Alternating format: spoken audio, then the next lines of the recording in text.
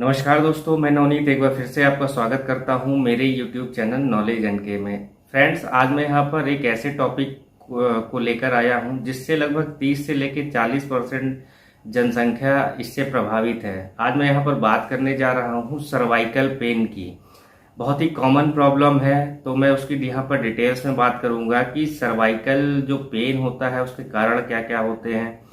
अगर ये initial stage में है तो आप इसको घर पर ही कैसे ठीक कर सकते हैं, और अगर ये क्रोनिक हो गया है यानी कि ये काफ़ी लंबे समय से हो गया है और ये जो आप घरेलू उपचार करके नहीं ठीक कर पा रहे हैं इसको, तो फिर उसके बाद फिर कौन सी जांचें होती हैं और जांचों के बाद कौन सी दवाइयाँ चलती हैं, इसकी मैं यहाँ पर कंप्लीट डिटेल्स में बात करूँगा।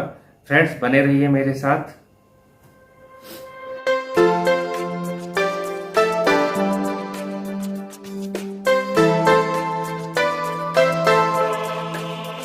सर्वाइकल पेन, इसको सर्वाइकल स्पॉन्डोलाइसिस भी बोलते हैं। और सबसे पहले इस सर्वाइकल पेन को समझने से पहले हमको इसके स्ट्रक्चर के बारे में समझना पड़ेगा, तभी हम समझ पाएंगे कि एक्चुअल में ये प्रॉब्लम कहाँ पर होती है।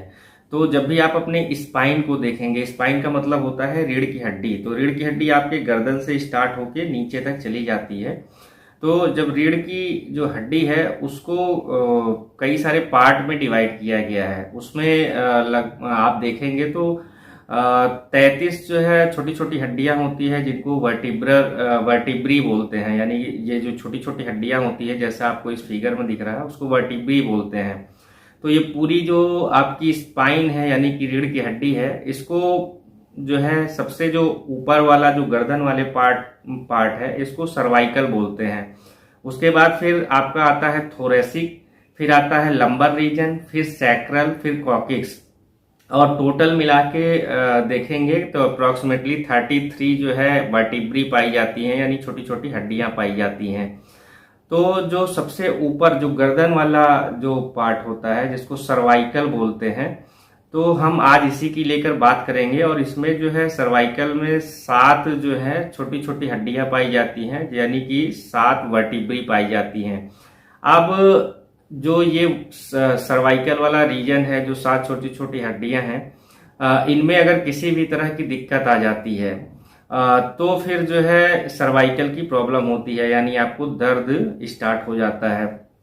अब ये इसका काम क्या होता है, जो सर्वाइकल रीजन है, तो इसके बहुत सारे काम होते हैं। जो सबसे इम्पोर्टेंट काम ये होता है कि ये आपके पूरे सर को होल्ड कर मतलब उसको एक जगह पर स्थिर करके रखती है, और आपके जो आपका सर है इसके मूवमेंट को ये कंट्रोल करती है। तो इसका बहुत ही इम्पोर्टेंट वर्क है। इसके अलावा जो है आपके ब्रेन से जो सिग्नल आता है, तो सबसे पहले वो सर्वाइकल में जाता है, सर्वाइकल रीजन में, और फिर उसके बाद आगे फिर होते हुए वो नीचे तक चला जाता है। तो इसमें जो सर्वाइकल रीजन है, इसमें बहुत सारी नर्व्स यानी नसें जो है वो भी जुड़ी होती हैं, जो आगे और कई सारी नसों से जुड़ते हुए चली जाती हैं। तो जो भी आपके ब्रेन से सिग्नल आता है सबसे पहले सर्वाइकल रीजन में जाता है, और फिर सर्वाइकल रीजन से वो जो है आपके शरीर के अलग अलग हिस्सों में चला जाता है। तो बहुत ही इंपॉर्टेंट रोल प्ले करता है। तो कुल मिला के ये समझिए कि जो सर्वाइकल रीजन है वहां पे 3 चीजें जो है वो मुख्य होती हैं। एक तो हो गया आपका स्पाइन, जिसमें 7 छोटी छोटी हड्डियां होती हैं। दूसरा जो है आपका हो गया मांसपेशियां, मसल्स, यानी कि ये वाला। और तीसरा हो गया उसमें बोन। तो ये तीनों चीजें मिलके आपके जो पूरा ब्रेन है, आपका जो पूरा सर है, उसको होल्ड करती हैं और मूवमेंट को कंट्रोल करती हैं। तो ये तीनों चीजें जो है बहुत ही इंपॉर्टेंट रोल प्ले करती हैं।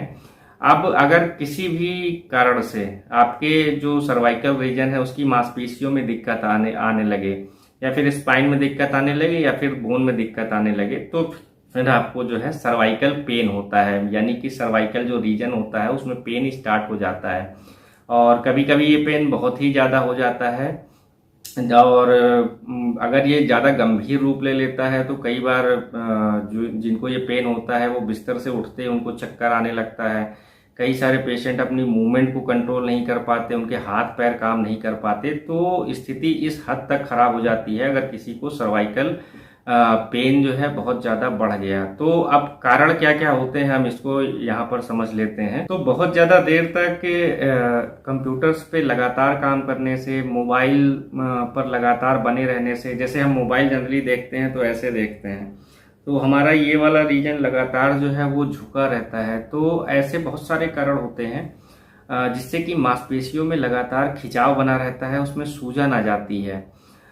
तो ये जो है 70 से 80% केस में होता है। अब आप इसका ट्रीटमेंट कैसे कर सकते हैं, तो इसमें अगर आप बिना दवाइयों के इसका ट्रीटमेंट करना चाहते हैं और ये इनिशियल स्टेज होती है जहां पर अगर आप इसको ठीक कर लेंगे तो फिर आगे की समस्या बढ़ती नहीं है। तो इसमें करना कुछ नहीं है, एक सबसे ज़्यादा जो सिंपल तरीका है इसको ठीक करने का, आप इसको गर्म और ठंडे जो है तरीके से ठीक कर सकते हैं। अब ये गर्म और ठंडा तरीका क्या है कि आप गर्म पानी ले लें, उतना गर्म पानी जितना कि आप सह सके, और किसी टॉवल में उसको गर्म भिगो के टॉवल को उस गर्म पानी में आप इस रीजन पे रखें और 5 मिनट रखें। उसके बाद फिर आप लगभग घड़े का पानी जितना ठंडा जो पानी होता है 5 मिनट फिर उसको रखें। तो अल्टरनेट, एक बार 5 मिनट के लिए ठंडा पानी इस रीजन पे रखें, फिर गर्म पानी इस रीजन पे रखें। लगभग 15-20 मिनट आप इसको दिन में 2 बार करेंगे तो आपका जो ये प्रॉब्लम है सर्वाइकल पेन का, मांसपेशियों में खिंचाव के कारण, मांसपेशियों में सूजन के कारण, उसमें बहुत ज़्यादा आराम हो जाएगा। और एक इसको करने से एक फायदा और होता है कि जो आपका जो स्पाइन है, स्पाइन के बीच में छोटा छोटा जो स्पाइन का जो वर्टिब्री होता है उसके बीच में थोड़ा छोटा गैप होता है जिसको इंटरवर्टिब्रल डिस्क बोलते हैं, और यहाँ पे कई सारी नसें जुड़ी होती हैं। तो अगर नसों में भी किसी तरह की दिक्कत आ रही है तो नसों में खून का जो प्रवाह है, फ्लो है, वो सही हो जाता है और आपको जो सर्वाइकल पेन से रिलेटेड प्रॉब्लम होती है उसमें आराम हो जाता है। इसके अलावा आप कोशिश करिए कि अगर लगातार आप जो है कंप्यूटर के सामने बैठे हैं, मोबाइल के सामने बैठे हैं, तो बीच बीच में ब्रेक दीजिए, थोड़ा सा अपने गर्दन को मूवमेंट इधर उधर करिए जिससे कि जो है मांसपेशियों में सूजन ना आ सके, उनमें खिंचाव ना बन सके। अगर आप जो है गर्म और ठंडे पानी का इस्तेमाल अल्टरनेट तौलिए से नहीं कर पा रहे हैं तो आप आजकल बहुत सारे हीटिंग पैड और कूलिंग पैड दोनों आते हैं, आप उसका भी इस्तेमाल कर सकते हैं। अब इसको करने से अगर आपको आराम हो रहा है तो फिर आप इसको कंटिन्यू कर लीजिए जब तक कि पूरी तरह से रिलीफ ना हो जाए।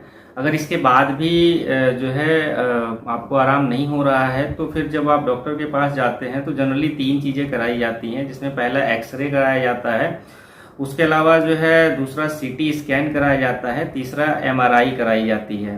तो जो एक्सरे होता है ये इसमें केवल आपका जो स्पाइन है, जो सर्वाइकल, जो स्पाइन में सर्वाइकल रीजन, उसमें अगर हड्डियों में कोई दिक्कत है तो फिर वो एक्सरे से पता चल जाता है। लेकिन बहुत बार जो है केवल हड्डियों में ही दिक्कत नहीं होती सर्वाइकल रीजन के, बल्कि जो है नसों में भी दिक्कत होती है, इंटरवर्टिब्रल डिस्क में दिक्कत होती है। तो फिर ऐसी समस्या को जानने के लिए जो है एमआरआई कराई जाती है या फिर सीटी स्कैन कराया जाता है। एमआरआई जो है वो बेस्ट तरीका होता है जिसमें बहुत सारी चीज़ें जो है पता चल जाती हैं कि नसों में क्या दिक्कत है, हड्डियों में कोई प्रॉब्लम तो नहीं आ रही, इंटरवर्टिब्रल डिस्क में कोई प्रॉब्लम नहीं आ रही है। तो फिर जो है ये 3 तरीके होते हैं जिससे कि पता चलता है कि एक्चुअल प्रॉब्लम कहाँ है।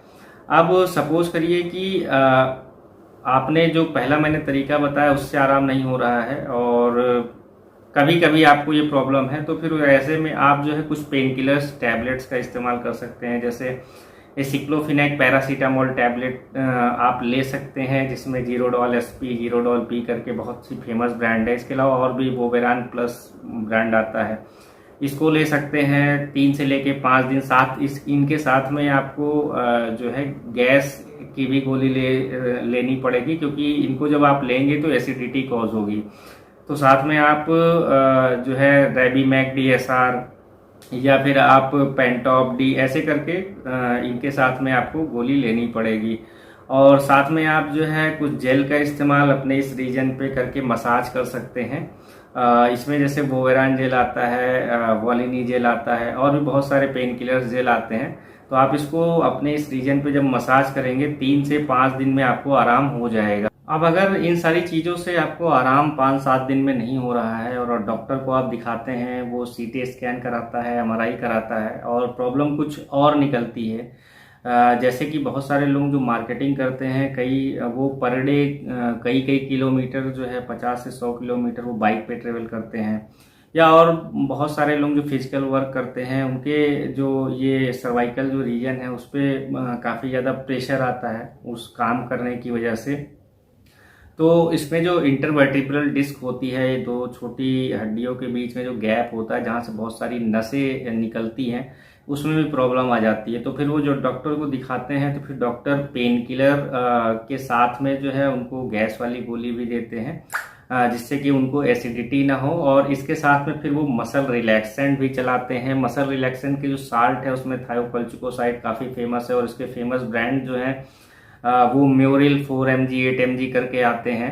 तो मसल रिलैक्सेंट भी दिया जाता है। और न्यूरोपैथिक पेन को दूर करने के लिए डॉक्टर जो है गाबापेंटिन और मेथाइल कोबालामिन साल्ट वाले जो दवाइयाँ होती है उनको देते हैं। इस पर न्यूरोकाइंट जी काफ़ी ज़्यादा फेमस ब्रांड है, और गाबा न्यूरॉन टैबलेट्स भी आती हैं, इसका इस्तेमाल डॉक्टर करते हैं और सारी दवाइयों के साथ में।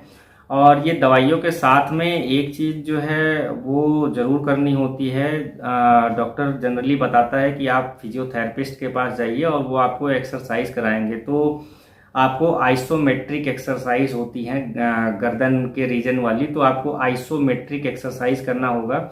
अगर आपको आइसोमेट्रिक एक्सरसाइज क्या होता है कैसे करना होता है, तो आप गूगल पर जाकर, ये यूट्यूब के बहुत सारे चैनल है उस पर जाके देख सकते हैं। तो आइसोमेट्रिक एक्सरसाइज आपको करना ही करना पड़ेगा इन सारी दवाइयों के साथ में। बहुत सारे लोगों को नींद भी नहीं आती सर्वाइकल पेन की वजह से, क्योंकि ये बहुत ज़्यादा दिक्कत करता है। तो ऐसे में फिर डॉक्टर क्लोनाजीपाम, लोराजीपाम ऐसे करके जो साल्ट वाले जो मेडिसिन आती है, मैं यहाँ पर नाम नहीं बताऊंगा क्योंकि इसका जो है दुरुपयोग होने लगता है, लोग इसका गलत इस्तेमाल करने लगते हैं।